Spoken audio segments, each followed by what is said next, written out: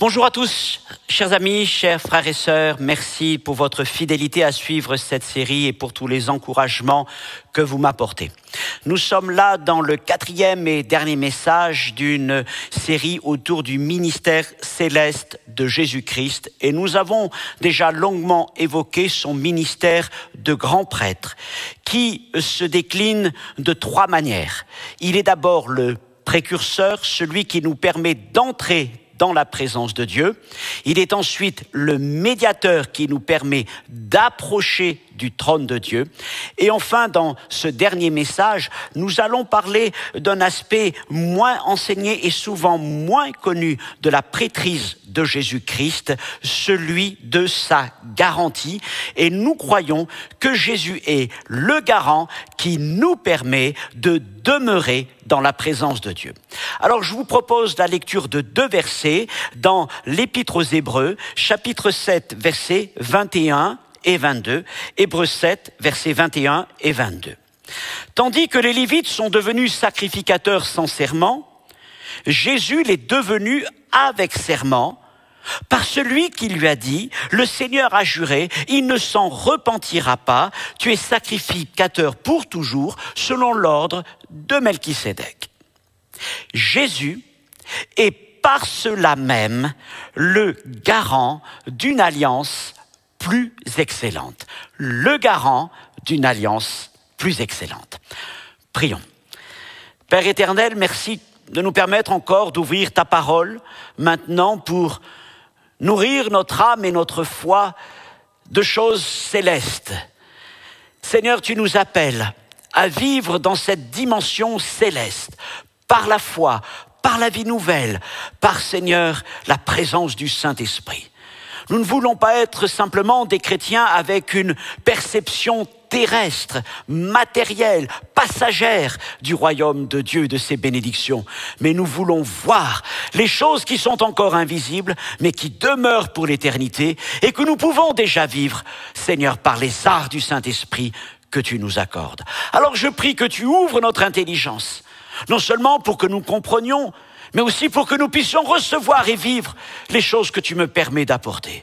Et je te prie, Seigneur, de me donner des paroles qui vont bien au-delà de ce que j'ai préparé, même de ma propre compréhension des choses, mais qui seront des paroles qui agiront dans le cœur de ceux qui croient, des paroles de Dieu. Merci, Seigneur, pour ce moment, que ta bénédiction soit sur cet enregistrement et sur tous ceux qui pourront l'écouter. Amen. Voilà donc dans ce chapitre 7 de l'Épître aux Hébreux, au verset 22, nous trouvons cette expression quasi unique dans les Écritures, Jésus est le garant. Nous allons essayer de comprendre ce qu'elle veut dire et nous interroger sur ce qu'est cette garantie, en quoi Jésus est-il notre garant et puis de quoi est-il notre garant. Alors tout d'abord, on va se placer dans la vie de tous les jours et parler de garantie et de garant pour essayer un peu de clarifier les choses autour de notre compréhension commune de ces termes. Généralement, il existe 2 sortes de garanties. La première est commerciale. Alors, je vous amène vraiment dans les choses de la vie courante. C'est celle que nous souscrivons pour l'achat d'un bien d'une certaine valeur. Alors, je ne sais pas, un ordinateur, le dernier téléphone portable à la mode, une voiture, etc. Et afin de prouver la qualité de ces produits, le constructeur offre une garantie de base qui est bien sûr la plupart du temps conditionnée à une bonne utilisation du produit. Car en cas de maladresse ou de non-respect des procédures, le constructeur, voire l'assureur, peut refuser l'exécution de la garantie. Mais cette première garantie est limitée dans le temps. Au-delà de la durée fixée par le constructeur, il existe alors la possibilité de souscrire à des garanties. Et vous le savez, les vendeurs essaieront toujours de nous inquiéter afin de pouvoir nous les vendre. 1 an, 2 ans, 3 ans, pièces et main d'œuvre, etc. Parfois, ça revient presque aussi cher que le prix d'achat de l'appareil. Alors, voilà pour la garantie commerciale. Et maintenant, il existe une autre forme de garantie qu'on appelle le cautionnement. Considérons un emprunteur qui se retrouve dans des circonstances difficiles, au point de devenir insolvable après s'être engagé de bonne foi dans un emprunt. Considérons aussi un locataire qui après s'est engagé dans un bail, n'a plus les ressources, les revenus pour payer son loyer mensuel.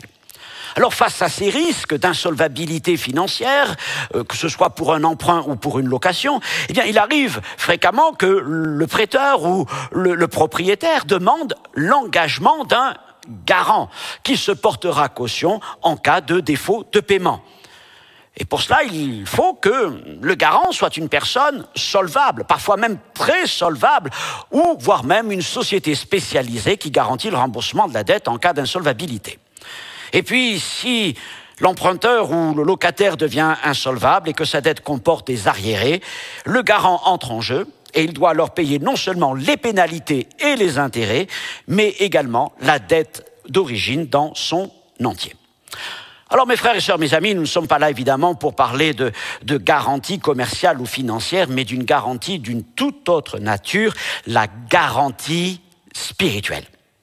Car s'il existe un risque d'insolvabilité financière ou commerciale ou de malfonction d'un produit, il existe une insolvabilité spirituelle, qui n'est pas simplement un risque, mais une réalité universelle. Nous sommes tous débiteurs insolvables de Dieu, ayant accumulé une dette énorme qui s'appelle le péché. Et de plus, nous avons enfreint le divin mode d'emploi qui s'appelle la loi. Et face à cette insolvabilité, nous sommes dans une situation désespérée, car nous sommes sous la menace d'un jugement et d'une condamnation. Qui sera alors suffisamment solvable pour s'acquitter et garantir notre dette? Qui sera suffisamment compatissant pour nous garantir alors que nous n'avons rien à faire valoir en retour? Jésus. Évidemment, Jésus. Jésus s'est levé devant Dieu pour être pour nous, eh bien, notre garantie, pour être celui qui s'est acquitté par l'œuvre de la croix de notre dette, car Jésus est solvable devant Dieu. Et son sang est la garantie offerte à Dieu pour l'acquittement de notre dette. De plus, d'une manière extraordinaire, compte tenu de notre passif, Jésus s'est aussi porté garant pour nous. Et Jésus est notre garant permanent devant Dieu. Parlons donc de Jésus. Jésus, notre garant éternel. Pour comprendre la notion de garant dans les Écritures, il nous faut encore revenir à notre contexte et à son contexte où il est question du sacerdoce de Jésus, Jésus notre grand prêtre, ce qui est la thématique de cette série. Alors nous avons déjà vu comment le ministère de grand prêtre plonge ses racines dans l'Ancien Testament. Plaçons ces choses que nous avons considérées il y a quelques semaines. Nous avons vu qu'au temps de Moïse, Dieu a choisi une famille parmi les Lévites, celle d'Aaron, et lui accorda l'exclusivité du sacerdoce. Selon Hébreux, chapitre 5, verset 1er, la mission du grand prêtre consistait à présenter des offrandes et des sacrifices pour le péché. Et cela faisait de lui le médiateur entre Dieu et le peuple. Notamment, il présentait le sang des animaux offerts en sacrifice à Dieu pour le pardon des péchés. Et le premier de ces sacrifices était celui de la fête des expiations, cette fête que nous appelons le Yom Kippour. Et là, eh bien, le grand prêtre rentrait dans le lieu très saint, une fois par an, donc. Il présentait le sang du bouc expiatoire des péchés du peuple et intercédait pour le peuple devant Dieu. À ce titre, il était le garant de l'alliance. Cependant, Aaron lui-même et ses descendants ne pouvaient être des garants solides, car en proie au péché et pécheurs eux-mêmes, ils étaient donc déjà débiteurs devant Dieu, et ainsi avant même d'offrir des sacrifices pour le péché du peuple, devaient-ils commencer par en offrir pour leur propre péché. De plus, Aaron, comme ses descendants, était mortel et il ne pouvait demeurer en permanence devant Dieu. Et voilà que notre Père a suscité un autre grand prêtre, Jésus, qui n'est pas un descendant d'Aaron, mais qui a été élevé à cette position de grand prêtre par la volonté du Père. Mais Jésus n'est pas grand prêtre selon l'ordre d'Aaron, et son sacerdoce ne repose pas sur des commandements ou sur le sang des animaux. Mais Jésus est le grand prêtre d'une alliance nouvelle, dont l'Épître aux Hébreux dit qu'elle est plus excellente, car elle est fondée sur de meilleures promesses. Elle est fondée sur la grâce divine et sur l'offrande du propre sang de Jésus, qui seul peut effacer nos péchés et purifier nos consciences.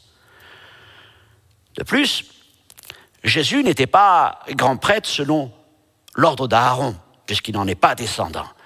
Mais encore une fois, l'Épître aux Hébreux, reprenant des textes de l'Ancien Testament, nous dit qu'il était grand prêtre selon un ordre éternel, celui de Melchisédek. Alors je ne vais pas rentrer dans l'étude de ce personnage un peu mystérieux que nous trouvons à la fois dans Genèse chapitre 14, dans un psaume et puis dans ce passage, mais je voudrais simplement tirer quelques leçons de cette sacrificature selon Melchisédek, que Jésus a accompli parfaitement. La première chose, c'est que il est alors question d'un sacerdoce parfait.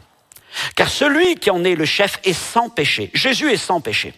Et ainsi, il n'a pas besoin d'offrir préalablement des offrandes pour lui-même. Et il n'a pas besoin non plus de répéter sans cesse les mêmes sacrifices. Il s'est offert lui-même une fois pour toutes. Et par son sacrifice parfait, tous les péchés sont couverts. Qu'ils soient passés, présents ou à venir. Et le sacrifice de Jésus est alors la garantie permettant le pardon irrémédiable des péchés de ceux qui se repentent et placent leur foi en lui. Un sacerdoce parfait. Mais avec Jésus, il est aussi question d'un sacerdoce intransmissible et permanent. Selon qu'il est écrit, nous l'avons lu, ça vient du psaume 110, tu es sacrificateur pour toujours, selon l'ordre de Melchisédek. Et ainsi, nous apprenons que le chef de ce sacerdoce est vivant pour toujours. Oui, Jésus a donné sa vie pour nous à la croix, là, il est mort, et il est réellement mort. Mais au troisième jour, par la puissance du Saint-Esprit, Dieu l'a relevé d'entre les morts.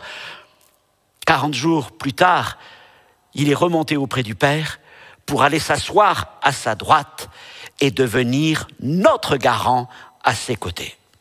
Et dès lors, depuis tout ce temps, il demeure auprès de Dieu en permanence. Il n'a pas fait comme les grands prêtres qui rentraient une fois par an dans le lieu très saint, accomplissaient le rituel, puis devaient en sortir aussitôt. Non, Jésus est entré une fois pour toutes, il y demeure et il n'en sort pas. Et là, auprès du Seigneur, il est toujours prêt à plaider en notre faveur, à être notre garant pour toutes les situations de notre vie. Et à cause de cette position de Christ, à cause de ce sacerdoce parfait, intransmissible et permanent, nous pouvons nous appuyer, nous pouvons appuyer notre foi sur des certitudes absolues. La garantie de Jésus n'est pas limitée à 1, 2 ou 3 ans, mais elle est éternelle. Elle est permanente. Alors, en quoi consiste cette garantie? 2 choses. Premièrement, Jésus est notre garantie devant Dieu. À la croix, il a acquitté notre dette immense au prix de son sang. Et la garantie présentée à Dieu, c'est le sang de l'alliance, le sang de toutes les garanties. Et Jésus est prêt à être la garantie de n'importe quel pécheur qui se repent et place sa foi dans l'évangile et l'œuvre qu'il a accomplie pour nous à la croix. Et à l'égard de ces hommes, de ces femmes, de ceux qui croient, Jésus confirme cette garantie par le sceau du Saint-Esprit qu'il pose sur eux. Éphésiens chapitre 1er, verset 13. Un sceau de garantie. Et de celui qui est ainsi scellé, Jésus dit alors devant le Père, devant l'armée des anges et des créatures célestes, et devant même Satan et tous ses sbires, il dit, je le garantis, je la garantis et je le garantirai encore. En cela, Jésus est notre garant, notre caution dans les cieux. Et cette garantie de Jésus nous couvre entièrement. Et notamment, elle couvre nos mauvais fonctionnements, entre guillemets, en tant que chrétiens. Parce que mes frères et sœurs, quand avons-nous besoin d'une garantie? Quand l'appareil marche bien? Non. Mais quand il y a un mauvais fonctionnement, quand il y a une panne, ou quand il y a peut-être quelque chose qui est cassé, eh bien, je vais vous dire, la garantie de Jésus couvre toutes les fautes de ceux qui y ont souscrit par la foi, parce qu'elle est gratuite, et de ceux qui se repentent des fautes commises.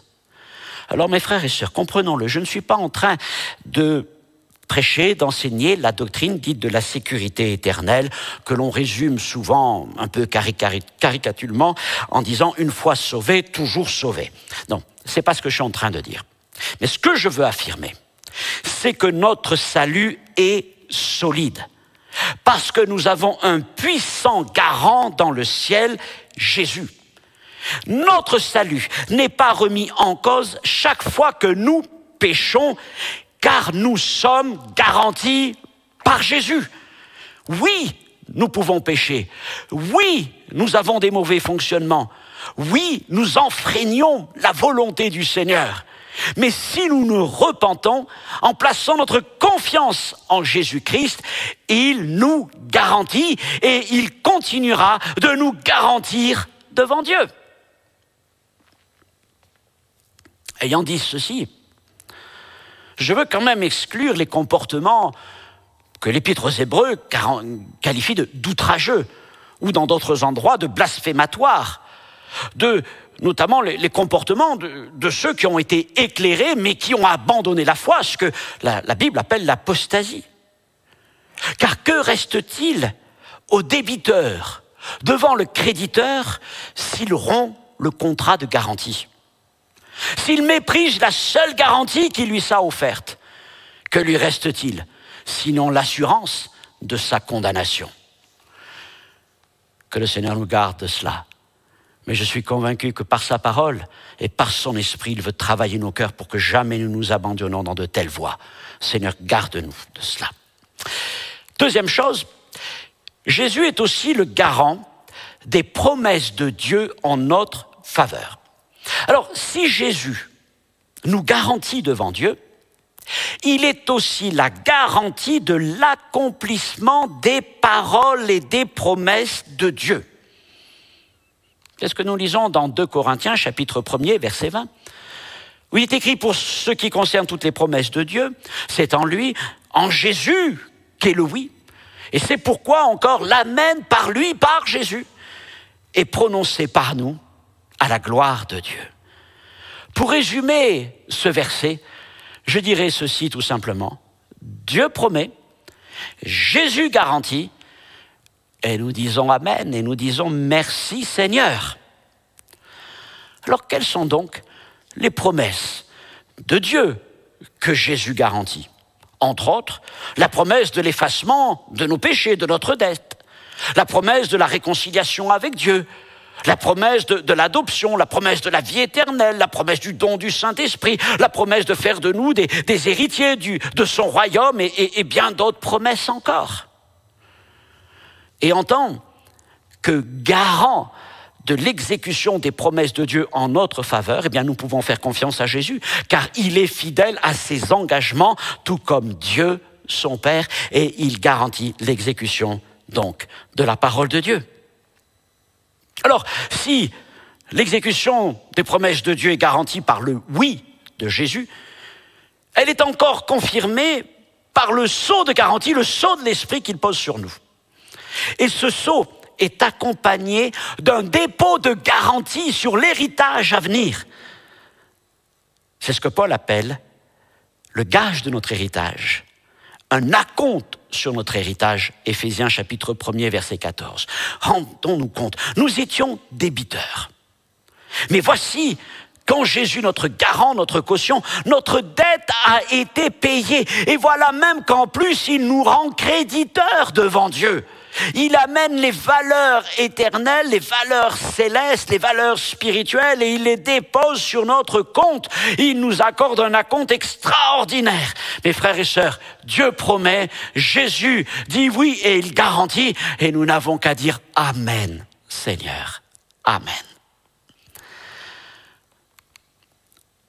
Jésus doit devenir le garant de ta vie. Nous n'avions pas les moyens de racheter notre dette spirituelle devant Dieu, nous étions insolvables. Heureusement, Jésus est solvable sans limite. Il a racheté notre dette auprès du Seigneur et ce faisant, il nous a même rendus créditeurs, nous venons de le voir, puisqu'héritiers à part entière du royaume de Dieu son Père. Et aujourd'hui, nous sommes libres de toute dette et couverts par une garantie illimitée et gratuite. Jésus est notre garant. Il est ma caution. Non pas pour mener une vie d'excès en tout genre, mais pour vivre une vie pleine de grâce, d'encouragement, de force, de bénédiction et d'accomplissement en Dieu notre Père.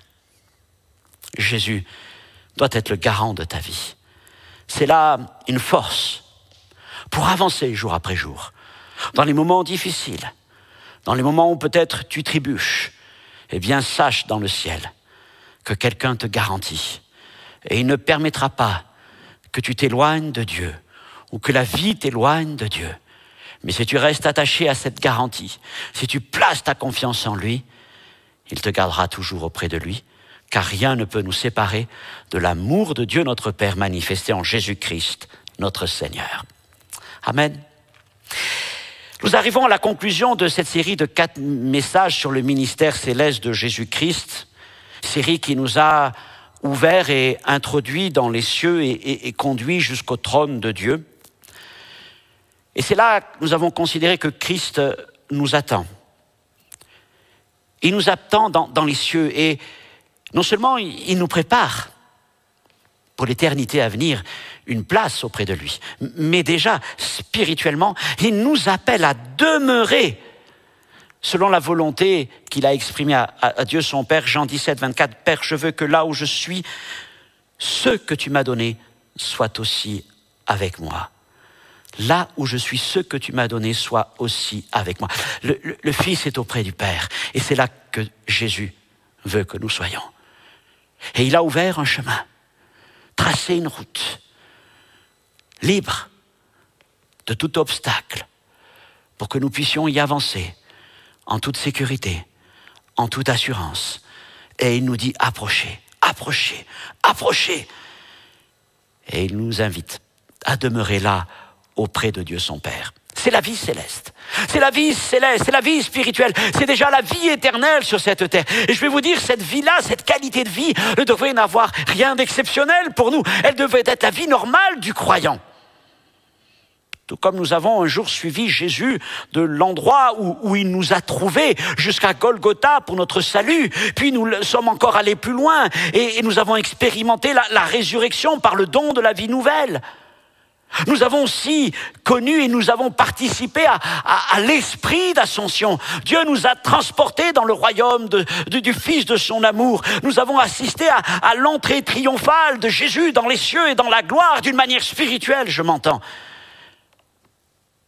Alors, considérez donc ces 3 merveilleux mots, encore une fois, de l'Épître aux Hébreux.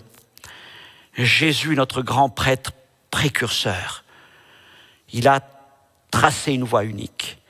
Il l'a ouverte aux siens, afin que nous l'empruntions et entrions à notre tour spirituellement dans les cieux.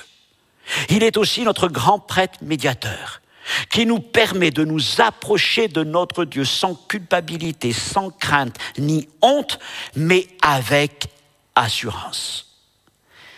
Et comme nous l'avons vu aujourd'hui, il est notre grand prêtre garant, nous permettant de demeurer, quelles que soient les situations, dans la présence de Dieu. Par moi-même, je ne pourrais pas, mais j'ai ce garant qui me l'accorde. Mes frères et sœurs, en quelque sorte, et c'est là je veux dire un secret, un mystère du royaume de Dieu, nous anticipons par la foi et par le Saint-Esprit les choses que nous vivrons dans l'éternité.